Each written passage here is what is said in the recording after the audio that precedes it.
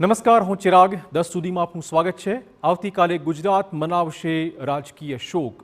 પૂર્વ સીએમ વિજયભાઈ રૂપાણીના અવસાનના પગલે શોકની જાહેરાત કરાઈ છે. ગુજરાત સરકારે કરી એક દિવસના શોકની જાહેરાત.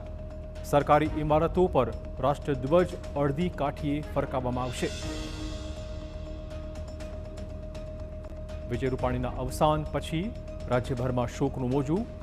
દરમિયાનમાં સરકારે આવતીકાલે રાજકીય શોકની જાહેરાત કરી છે. આવતીકાલે જ વિજય રૂપાણીની અંતિમ વિધિ કરવામાં આવશે રાજકોટમાં.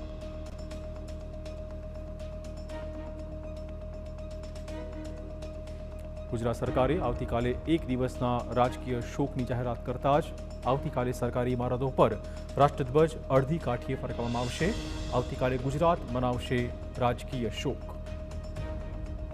આપને કહી દઈએ, આવતીકાલે જ રાજકોટમાં વિજયભાઈની અંતિમ વિધિ કરવામાં આવશે.